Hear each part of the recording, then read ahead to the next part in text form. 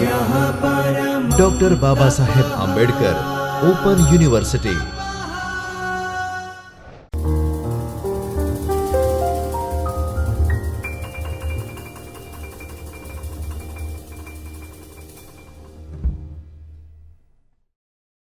નમસ્તે. Doctor Baba Saheb Ambedkar open university અમદાવાદના video lecture સિરીઝમાં આપ સૌનું સ્વાગત છે. મિત્રો, આજે આપણે બ્લીસ પ્રોગ્રામ અંતર્ગત બેચલર ઓફ લાઇબ્રેરી અને ઇન્ફોર્મેશન સાયન્સ 108 એટલે કે માહિતી અને ટેકનોલોજી વિષયના પેપર અંતર્ગત બ્લોક 1 યુનિટ 1 જેમાં આપણે આજે સોફ્ટવેર વિશે ચર્ચા કરીશું. અગાઉના વ્યાખ્યાનમાં આપણે લાઇબ્રેરી ઓટોમેશન એટલે કે ગ્રંથાલય યાંત્રિકીકરણની જરૂરિયાત શા માટે છે એની આપણે ચર્ચા કરી. હવે ઓટોમેશનનું સૌથી અગત્યનું ઘટક એટલે કે સોફ્ટવેર, તો સોફ્ટવેરની જરૂરિયાત શું છે અને સોફ્ટવેર કઈ રીતે અગત્યનું ઘટક છે એની આપણે આજે ચર્ચા કરીશું. સોફ્ટવેર એ જુદા જુદા પ્રોગ્રામ્સનો સમૂહ છે. જુદા જુદા પ્રોગ્રામ્સ એટલે કે જુદી જુદી ડેફિનેશન લખીને કોમ્પ્યુટરને કોઈપણ ક્રિયા કરવા માટે, કાર્યાન્વિત કરવા માટે જે કંઈ પ્રોગ્રામ્સ લખવામાં આવે એ જુદી જુદી ભાષામાં લખવામાં આવતા હોય છે. કોબોલ છે, ફોર્ટ્રાન છે, પાસ્કલ છે, PHP, જાવા, અલગ અલગ ભાષાઓમાં આ બધા સોફ્ટવેર લખવામાં આવતા હોય છે. તો આ સોફ્ટવેર એટલે જુદા જુદા પ્રોગ્રામ્સનો સમૂહ છે. અને ઓટોમેશન માનકીકરણ એટલે કે ઓટોમેશન જે છે એ આપણે નિશ્ચિત સ્ટાન્ડર્ડ્સ એટલે કે નિશો દ્વારા જે સ્ટાન્ડર્ડ્સ નક્કી કરવામાં આવેલા છે એના દ્વારા સોફ્ટવેર જો બનાવીએ તો એ ઓટોમેશન માટેનું સૌથી અગત્યનું ઘટક છે. સોફ્ટવેર એ આપણે વાત કરીએ તો માની લો કે હ્યુમન બોડી હોય અને એની અંદરનું જે હાર્ટ છે તો એ કોમ્પ્યુટરનું હાર્ટ એ સોફ્ટવેર છે.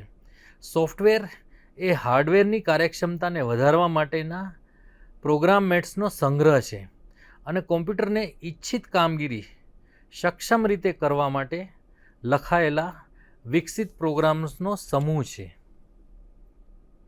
હવે આપણે જ્યારે કોઈપણ ગ્રંથાલયને સોફ્ટવેરની પસંદગી કરીએ તો તેમાં સોફ્ટવેરની પસંદગીમાં ઘણા બધા માપદંડો આપણે ધ્યાનમાં રાખવા પડે છે.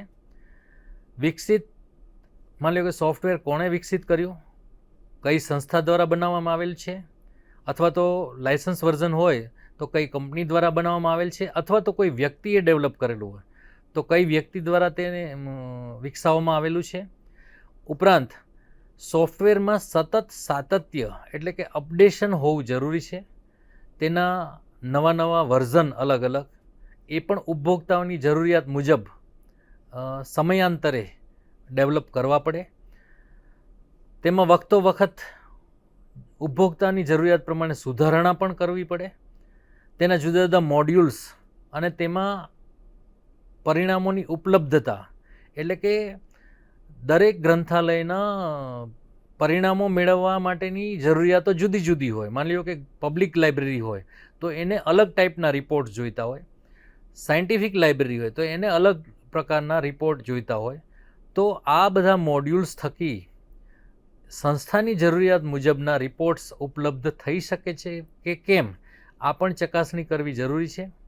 સૂચિ આયાત કરવાની ક્ષમતા એટલે કે કોઈપણ કેટલોગને એ ડેટા ઇમ્પોર્ટ કરી શકે છે કે કેમ આ પણ સૌથી અગત્યનો મુદ્દે છે. અને ડેટા ઇમ્પોર્ટ કરવા માટે એ આંતરરાષ્ટ્રીય પ્રોટોકોલને અનુસરે છે કે કેમ, માર્ક 21 કે પછી Z39.50 આ બધા પ્રોટોકોલને એ ફોલો કરે છે કે કેમ આ પણ આપણે સોફ્ટવેરની પસંદગી કરતી વખતે આ બધી વસ્તુની ચકાસણી કરવી જરૂરી છે. માહિતી નિકાસ કરવાની સુવિધા એટલે ડેટા એક્સપોર્ટ. માની લો કે તમારે ગ્રંથાલયને કોઈ એક સોફ્ટવેર ઉપરથી બીજા સોફ્ટવેર ઉપર શિફ્ટ થવું છે તો માહિતી આયાત અને નિકાસ એટલે ઇમ્પોર્ટ અને એક્સપોર્ટ બંને એટલું એફિશિયન્ટલી થવું જોઈએ તો જ એ સોફ્ટવેર શ્રેષ્ઠ સોફ્ટવેર કહેવાય.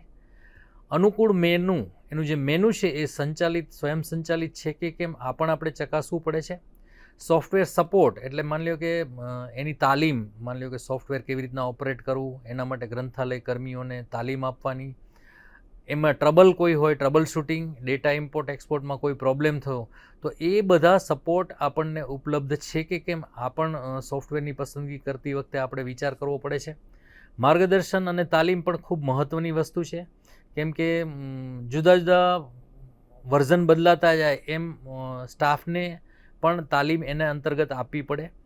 ઓપરેટિંગ સિસ્ટમ અને મલ્ટી યુઝર્સમાં કાર્ય કરવા માટે આ સોફ્ટવેર ઉપલબ્ધ છે કે કેમ. માની લો કે કોઈ એક સંસ્થા છે એ વિન્ડોઝની જગ્યાએ લિનક્સ ઓપરેટિંગ સિસ્ટમ વાપરે છે, અથવા તો એક કરતાં વધારે મલ્ટી યુઝર્સ એક સાથે કામ કરતા હોય, તો આ બધી જ વસ્તુઓ સોફ્ટવેર એડોપ્ટ કરી શકે છે કે કેમ, એ પણ એક અગત્યનો ટોપિક છે સોફ્ટવેર પસંદગી કરતી વખતે.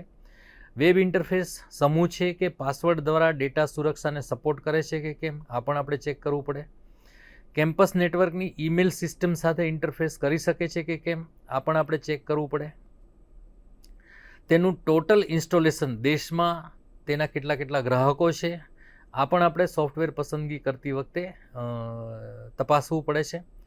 તેમાં ઓપેક એટલે કે ઓનલાઈન પબ્લિક એક્સેસ કેટલોગ અને વેબ ઓપેક એટલે એને લાઈવ આઈપી ઉપર મૂકીને આપણે ગ્લોબલી એક્સેસિબલ આ સોફ્ટવેર કરાવી શકે છે કે કેમ, ગ્રંથાલયનો ડેટા એ પણ એક અગત્યનું ઘટક છે. કિંમત પણ સૌથી અગત્યની વાત છે, કેમ કે આજકાલ ઓપન સોર્સ સોફ્ટવેર પણ માર્કેટમાં ઉપલબ્ધ છે અને લાયસન્સ સોફ્ટવેર પણ છે, તો એની કિંમત પણ ચેક કરવી પડે છે. આપણે કઈ સુવિધાઓ સોફ્ટવેર દ્વારા આપવામાં આવે છે એ પણ આપણે તપાસવું પડે. ઉપરાંત રિપોર્ટ એટલે કે દરેક ગ્રંથાલયની જરૂરિયાત અલગ અલગ હોય છે, તો એ જરૂરિયાત મુજબના રિપોર્ટ જનરેટ કરી શકે છે કે કેમ, એ પણ આપણે સોફ્ટવેરની પસંદગી કરતાં પહેલાં આપણે વિચારવું પડે. તો સોફ્ટવેરની પસંદગી વખતે સૌપ્રથમ તો ગ્રંથાલય પાસે પૂરતું ભંડોળ હોવું જરૂરી છે. ત્યારબાદ સ્ટાફને તાલીમ પણ આપવી ખૂબ જરૂરી છે, કેમ કે તાલીમ વગર કોઈ પણ સ્ટાફ એ એફિશિયન્ટલી કામ નવા સોફ્ટવેર ઉપર ના કરી શકે, એટલે તાલીમ પણ ખૂબ જ અગત્યની છે. સોલ્વ સોફ્ટવેર એટલે સોફ્ટવેર ઓફ યુનિવર્સિટી લાઇબ્રેરીઝ, એ ઇન્ફ્લિબનેટ સેન્ટર એટલે કે ઇન્ફોર્મેશન લાઇબ્રેરી એન્ડ નેટવર્ક, જે ઇન્ટર યુનિવર્સિટી સેન્ટર છે, યુજીસી દ્વારા સ્થાપિત કરવામાં આવેલ છે અને ગાંધીનગરમાં એનું હેડક્વાર્ટર છે. તે ભારતની તમામ 1000થી વધારે યુનિવર્સિટીઓના ગ્રંથાલયોનું ઓટોમેશન, નેટવર્કિંગ અને તેના રિસોર્સ ઉપલબ્ધ કરાવી રહ્યું છે. તો આ સેન્ટર દ્વારા સોલ્વ સોફ્ટવેર વિકસાવવામાં આવેલું છે અને કોલેજ અને યુનિવર્સિટીની આવશ્યકતા મુજબ એ દરેક કોલેજ અને યુનિવર્સિટીને આપવામાં આવે છે. આ સોફ્ટવેર આંતરરાષ્ટ્રીય પ્રોટોકોલ્સનું પાલન કરે છે. માનકો જે આંતરરાષ્ટ્રીય ધોરણે નક્કી કરેલા છે, માર્ક 21ને ફોલો કરે છે. 2F અને 12B સર્ટિફિકેટ ધરાવતી યુનિવર્સિટીઓને આ સોફ્ટવેર આપવામાં આવે છે અને આ સોફ્ટવેર સૌપ્રથમવાર કેલિબર 2000માં રિલીઝ કરવામાં આવ્યું, જે MSSQL સર્વર પરને સપોર્ટ કરે છે અને MARC 21 bibliographic format, Unicode, multi language NCIP પ્રોટોકોલને સપોર્ટ કરે છે. તો આ બધા જે પ્રોટોકોલ છે એ આંતરરાષ્ટ્રીય પ્રોટોકોલને પ્રમાણે સપોર્ટ કરે છે, એટલે આ સોફ્ટવેરમાંથી કોઈ પણ ડેટા ઇમ્પોર્ટ કરવો કે એક્સપોર્ટ કરવો એ બહુ ઇઝીલી થઈ શકે છે. તો હવે અગત્યના આપણે સોફ્ટવેરની જો વાત કરીએ તો ઘણા બધા સોફ્ટવેર માર્કેટમાં ઉપલબ્ધ છે અને એના ડેવલપર્સ બી અલગ અલગ છે. માની લો કે એક આર્કાઇવ્સ છે, તો આર્કાઇવ્સ એ મિફીફેક્સ ઇલેક્ટ્રોનિક્સ મુંબઈ દ્વારા ડેવલપ કરવામાં આવેલું. ત્યારબાદ એક ઓપન સોર્સ સોફ્ટવેર ગ્રંથાલયને ઓટોમેટાઇઝ કરવા માટે યુનેસ્કો દ્વારા ડેવલપ કરવામાં આવેલું, જેનું નામ CDS ISS હતું. ત્યારબાદ એનું વિન્ડોઝ વર્ઝન એટલે કે વિનાઇસિસ અમલમાં આવ્યું. ત્યારબાદ ડેલ્સિસ એ લિપ્સિસ કોર્પોરેશન દ્વારા વિકસિત કરવામાં આવ્યું, જે કોમર્શિયલ સોફ્ટવેર છે. ઈ ગ્રંથાલય જે નેસ્કેર ન્યૂ દિલ્હી દ્વારા વિકસિત કરવામાં આવેલું છે. લિબમેન જે data pro consultancy services Pune દ્વારા વિકસિત કરવામાં આવ્યું છે. લિબ્રિસ એ frontier IT private limited Hyderabad દ્વારા વિકસિત કરવામાં આવ્યું છે. લિપ્સ્યુટ જે solid computers private limited Pune દ્વારા વિકસિત કરવામાં આવ્યું છે. લિપ્સિસ CMC લિમિટેડ કોલકાતા દ્વારા ડેવલપ કરવામાં આવ્યું છે. મૈત્રેય જે Keshavan institute of information knowledge management Hyderabad દ્વારા વિકસિત કરવામાં આવ્યું છે. ન્યૂજનલિબ જે ઓપન સોર્સ સોફ્ટવેર છે એ ઇન્ડિયન ડેવલપમેન્ટ રિસર્ચ સેન્ટર દ્વારા વિકસિત કરવામાં આવ્યું છે. મિનાઇસિસ એ કેનેડા દ્વારા વિકસિત કરવામાં આવ્યું છે. ઓએસિસ ફોર DOS જે સોફ્ટ પ્રિન્ટ ઓસ્ટ્રેલિયા દ્વારા વિકસિત કરવામાં આવી છે. સંજય સોફ્ટવેર જે DESIDOC defence science information documentation centre Delhi દ્વારા વિકસિત કરવામાં આવી છે. સ્લીમ સોફ્ટવેર જે અલ્ગોરિધમ્સ કંપની પુણે દ્વારા વિકસિત કરવામાં આવી છે. સોલ સોફ્ટવેર મેં જેમ આપને વાત કરી તેમ ઇન્ફ્લિબનેટ સેન્ટર ગાંધીનગર દ્વારા વિકસિત કરવામાં આવી છે. ટ્યુલિપ એ ટાટા યુનિસિસ નોઈડા દ્વારા વિકસિત કરવામાં આવી છે. વિલસિસ જે વિપ્રો દ્વારા વિકસિત કરવામાં તો આ અલગ અલગ પ્રકારના ઓપન સોર્સ તેમજ લાયસન્સ સોફ્ટવેર માર્કેટમાં ઉપલબ્ધ છે. તો એમાંથી આપણે નક્કી કરવાનું રહેશે કે આપણે આપણી સંસ્થા માટે લાયસન્સ સોફ્ટવેર લેવું છે કે ઓપન સોર્સ સોફ્ટવેર લેવું છે.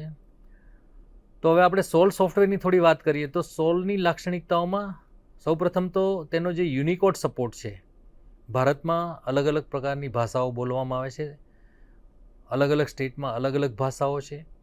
તો યુનિક એટલે એને ધ્યાનમાં રાખીને ઇન્ફ્લિબનેટ સેન્ટર દ્વારા યુનિકોડ સપોર્ટ આધારિત સોલ સોફ્ટવેરને ડેવલપ કરવામાં આવેલું છે. તે ભારતીય તેમજ વિદેશી ભાષાઓને પણ સપોર્ટ કરે છે અને આંતરરાષ્ટ્રીય ધારાધોરણો એટલે કે માનકો અને સ્ટાન્ડર્ડ્સને ફોલો કરે છે.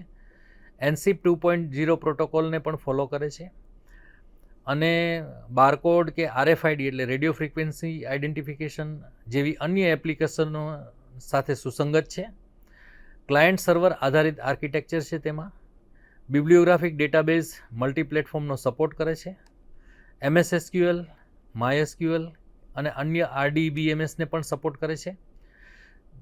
જેમ મેં વાત કરી તેમ આજકાલ ઓનલી કન્ટેન્ટની ઉપલબ્ધતા વધી રહી છે, તો મટીરિયલ્સને પણ સૂચિબદ્ધતાપૂર્વક સમર્થન આપે છે.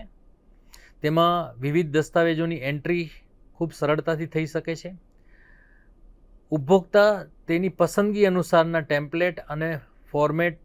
ટેમ્પલેટનું ફોર્મેટ અને રિપોર્ટ જનરેટ કરી શકે છે. ઈમેલ દ્વારા પણ રિપોર્ટ મોકલી શકાય છે. વર્ડ, PDF, એક્સેલમાં પણ રિપોર્ટ આપણે સંગ્રહ કરી શકીએ છીએ.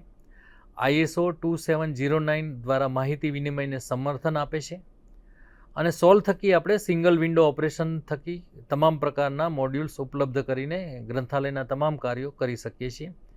સ્ટોક વેરિફિકેશન જે ખૂબ અગત્યનું પોઈન્ટ છે લાઇબ્રેરી માટે, કેમ કે સમયાંતરે અમુક વર્ષના અંતરે લાઇબ્રેરીનું સ્ટોક વેરિફિકેશન લેવાનું હોતું હોય છે. તો એ બહુ લેન્ધી પ્રક્રિયા છે અને એમાં ઘણો બધો સમય અને ઘણો બધો મેનપાવર રોકાતો હોય છે. તો ઓટોમેશન કરેલું હોય અને સોલ સોફ્ટવેર આ બધી વસ્તુઓને ખૂબ સારી રીતે સપોર્ટ કરે છે.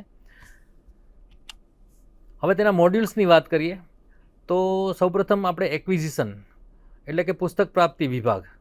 તો તેમાં પુસ્તકનો ઓર્ડર આપવો, ઓર્ડર રદ કરવો. કેટલાક સંજોગોમાં ઘણીવાર ઓર્ડર આપણે રદ કરવો પડે છે, ક્યારેક પ્રાઇઝમાં ડિફરન્સ હોય કે પબ્લિશર્સ પ્રૂફ આપણને ના આપે કોઈ વેન્ડર કે પબ્લિશર, તો આપણે ઘણીવાર ઓર્ડર રદ કરવાની ફરજ પડતી હોય છે. તો ઓર્ડર રદ કરવો, રિમાઇન્ડર આપવા, રસીદ બનાવવી, ચૂકવણી કરવી, બજેટ નિયંત્રણ, વિક્રેતા અને પ્રકાશકોની માસ્ટર ફાઇલ બનાવવી, આ તમામ કાર્યો એક્વિઝિશન મોડ્યુલ્સમાં કરી શકાય છે. અને કોઈપણ ગ્રંથાલય માટે સૌથી અગત્યનું એનું કલેક્શન ડેવલપમેન્ટ છે. તો કલેક્શન ડેવલપમેન્ટના તમામ કાર્યો આ મોડ્યુલ્સમાં આપણે કરી શકીએ છીએ. બજેટની વહેંચણી પણ આ વિભાગમાં આપણે કરી શકીએ છીએ. ત્યારબાદ બીજું સૌથી અગત્યનું મોડ્યુલ્સ છે કેટલોગિંગ. આ મોડ્યુલ ISO 2709નો ઉપયોગ કરીને માર્ક ફોર્મેટમાં કોપી કેટલોગિંગમાં સહાય કરે છે અને આજકાલ હવે આ સોફ્ટવેરની અંદર ઓનલાઈન કોપી કેટલોગિંગ પણ ઉપલબ્ધ છે. કેટલોગિંગ કરતાં લાઇબ્રેરીની જરૂરિયાત મુજબ ટેમ્પલેટ બનાવી શકે છે. કોઈ પબ્લિક લાઇબ્રેરી હોય તો એને પોતાની જરૂરિયાત મુજબનું ટેમ્પલેટ બનાવવું હોય તો એવું બનાવી શકે છે. જ્યારે કોઈ સંશોધન સંસ્થાની લાઇબ્રેરી હોય તો એ પોતાની જરૂરિયાત મુજબનું ટેમ્પલેટ બનાવી શકે છે. સૂચિકરણ વિભાગમાં કરવામાં આવતી તમામ પ્રક્રિયાઓને આ મોડ્યુલ્સમાં આવરી લેવામાં આવી છે. સૂચિકરણ પ્રક્રિયા, સૂચિ શોધ, ઉપભોક્તા સેવાઓ, અધિકાર નિભાવ ફાઇલ, રિટ્રોસ્પેક્ટિવ રૂપાંતરણ અને કોઈપણ પ્રલેખ સોલથી ISOમાં અથવા તો ISOમાંથી સોલમાં આપણે આયાત નિકાસ કરી શકીએ છીએ અને તમામ પ્રકારના અહેવાલો આપણે આ મોડ્યુલ્સ અંતર્ગત મેળવી શકીએ છીએ. ત્રીજું સૌથી અગત્યનું મોડ્યુલ્સ છે પરિક્રમણ એટલે કે સર્ક્યુલેશન. જ્યારે નેક અથવા તો બીજી NIRF રેન્કિંગની જ્યારે વાત આવતી હોય છે કોઈપણ યુનિવર્સિટીની, તો પરિક્રમણ એટલે કે સર્ક્યુલેશન વિભાગ ખૂબ અગત્યનો છે. કોઈપણ ગ્રંથાલય એના સંગ્રહ થકી કેટલું રીચ છે એવું માનવા કરતાં એ સંગ્રહનો કેટલો ઉપયોગ થઈ રહ્યો છે એ સૌથી અગત્યનો ઘટક છે. તો ઉપયોગ કોઈપણ ગ્રંથાલયના પુસ્તકોનો અથવા તો એની માહિતીનો, એમાં સંગ્રહિત માહિતીનો કેટલો ઉપયોગ થઈ રહ્યો છે એ જાણવા માટે સર્ક્યુલેશન વિભાગ ખૂબ અગત્યનું મોડ્યુલ્સ છે. આ મોડ્યુલમાં પરિક્રમણ વિભાગના તમામ કાર્યોનું વ્યવસ્થાપન થાય છે, જેમાં મેમ્બરશિપ મેનેજમેન્ટ એટલે કે દરેક ગ્રંથાલયોમાં અલગ અલગ પ્રકારની મેમ્બરશિપ ઓફર કરવામાં આવતી હોય છે. દાખલા તરીકે કોઈ યુનિવર્સિટી ગ્રંથાલય હોય તો એમાં વિદ્યાર્થીઓને મેમ્બરશિપ હોય, ફેકલ્ટીને મેમ્બરશિપ હોય, કોર્પોરેટ મેમ્બરશિપ હોય, એલ્યુમનાઈ મેમ્બરશિપ હોય. તો અલગ અલગ મેમ્બરશિપ અલગ અલગ કેટેગરીને મેનેજ કરવા માટે આ સર્ક્યુલેશન મોડ્યુલ્સમાં એને મેનેજ કરી શકાય છે.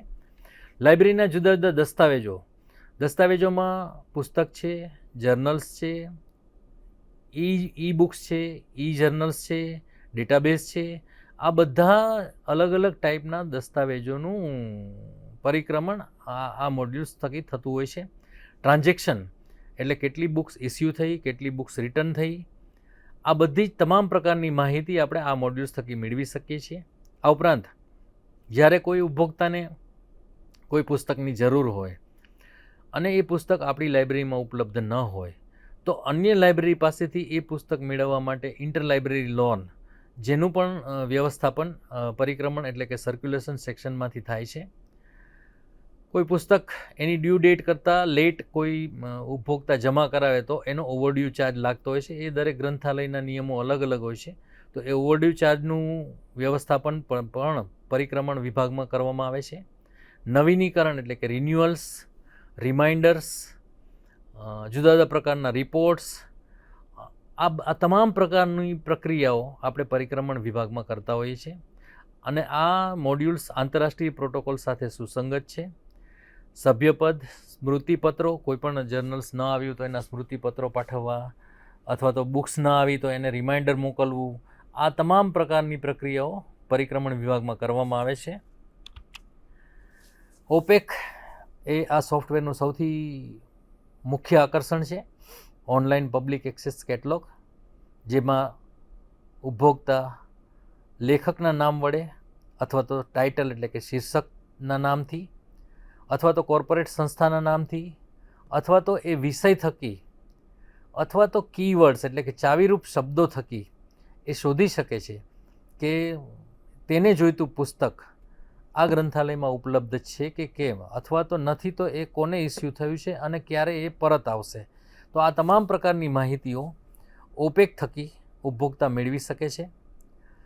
વર્ગ નંબર એટલે કે ક્લાસ નંબર, શૃંખલા એટલે સિરીઝ, નામ, નંબર અથવા કોઈપણ સંયોજનોનો ઉપયોગ કરીને અદ્યતન શોધ કરી શકાય છે. તેમાં એડવાન્સ સર્ચનું પણ ઓપ્શન છે, જેમાં સરળ સર્ચ, બુલિયન શોધ એટલે કે એન્ડ, ઓર અને નોટનો ઉપયોગ કરીને તેમજ ઉન્નત બુલિયન શોધ એની પણ સુવિધા ઓપેકની અંદર ઉપલબ્ધ છે. સભ્ય કોડ દ્વારા સભ્યની અદ્યતન સ્થિતિ જાણી શકાય છે. ગ્રંથાલયની રૂપરેખા, ગ્રંથાલયનું કેલેન્ડર, ઘોષણા એટલે કે એનાઉન્સમેન્ટ, કોઈપણ ગ્રંથાલય થકી જે એનાઉન્સમેન્ટ કરવાનું હોય તે પણ આ ઓપેક થકી આપણે જાણી શકીએ છીએ. ગ્રંથની ઉપલબ્ધતા જાણી શકાય છે અને ઇલેક્ટ્રોનિક રિસોર્સના ઉપયોગને પણ સમર્થન આપે છે. તો ઓપેક થકી આપણે ઘણી બધી પ્રકારના કાર્યો કરી શકીએ છીએ. અને હવે તેમાં વેબ ઓપેક પણ ઉપલબ્ધ છે. એટલે કે આ ઓપેકને આપણે લાઈવ આઈપી પર રાખીને કોઈપણ ગ્રંથાલયના ઓપેકનો એક્સેસ આપણે ગ્લોબલી આપી શકીએ છીએ. એટલે વિશ્વના કોઈપણ ખૂણે બેઠેલો ઉપભોક્તા એના દેશમાંથી એ જાણી શકે છે કે કોઈપણ ગ્રંથાલયની અંદર તેને જોઈતું પુસ્તક ઉપલબ્ધ છે કે કેમ. તો આ બહુ અગત્યની સેવા છે. સામયિક નિયંત્રણ એ ખૂબ જટિલ પ્રક્રિયા છે અને જેમ સામયિકો અલગ અલગ પિરિયોડિસિટી ધરાવતા હોય છે, એટલે કેટલાક સામયિકો વીકલી હોય છે, કેટલાક મંથલી હોય છે, કેટલાક બાય મંથલી હોય છે, કેટલાક હાફ યરલી હોય છે. અને સામયિકોની અંદર આપણે એડવાન્સ પેમેન્ટ કરવાનું હોય છે. તો સામયિક નિયંત્રણ એ ખૂબ જટિલ પ્રક્રિયા છે અને આ મોડ્યુલ્સ એ કાર્ડેક સિસ્ટમ પર આધારિત છે. તેમાં સૂચનો, મુખ્ય ડેટાબેઝ આપણે તૈયાર કરવો પડે છે. કોઈપણ જર્નલ્સને સબસ્ક્રાઇબ કરતાં પહેલાં એનું લવાજમ ભરવું પડે છે. દરેક જર્નલના અંકોની તપાસણી, એટલે એ અંક એનો એ વોલ્યુમમાંથી, માની લો કે એક વોલ્યુમની અંદર 60 અંકો આવવાના હોય, તો એ 60 અંક આવી ગયા કે કેમ એ આપણે ચેક કરવું પડે. એની ચૂકવણી કરવાની હોય, ન આવી હોય તો એના રિમાઇન્ડર કરવાના હોય, અને છેલ્લે એની બાંધણી એટલે કે બાઇન્ડિંગ કરીને એને આપણે બાઉન્ડ વોલ્યુમ્સ બનાવવાના હોય છે. તો આ તમામ પ્રકારની પ્રક્રિયાઓનું નિયંત્રણ સામયિક નિયંત્રણ મોડ્યુલ્સમાં કરવામાં આવે છે, અને ISO 2709નો ગ્રંથ સૂચિમાં ઉપયોગ કરવામાં આવે છે. વધુમાં આર્ટિકલ લેવલ ઇન્ડેક્સ તેમજ જર્નલ્સનું પણ નિયંત્રણ આ મોડ્યુલ્સમાં કરવામાં આવે છે. ઉપભોક્તા દ્વારા કરવામાં આવતા સૂચનો અનુસાર તેમાં ફેરફાર પણ થઈ શકે છે. ચૂકવણી, આપણે કોઈપણ જર્નલ્સની જે ચૂકવણી કરવાની હોય છે એને પબ્લિશરને એ ચૂકવણી પણનું મેનેજમેન્ટ પણ સામયિક નિયંત્રણ મોડ્યુલ્સમાં થાય છે. માસ્ટર ડેટાબેઝ આપણે બનાવવો પડે છે. ચેકિન, કેટલા લોકો ચેકિન થયા, કેટલા ચેકઆઉટ થયા, સ્મૃતિપત્રો, સર્ચ સ્ટેટસ, ટાઇટલ હિસ્ટ્રી. આ ઉપરાંત જર્નલનો કોઈ ડેટા આપણે યુનિયન કેટલોગમાં ભાગ લેવાનું હોય, સે ફોર એક્ઝામ્પલ ઇન્ડકેટ છે અથવા તો બુચકેટ છે, તો એની અંદર આપણે આપણા ગ્રંથાલયની માહિતી, કલેક્શનની માહિતી આપવાની હોય તો આપણે આપણો ડેટા ઇમ્પોર્ટ કે એક્સપોર્ટ કરાવવો પડે.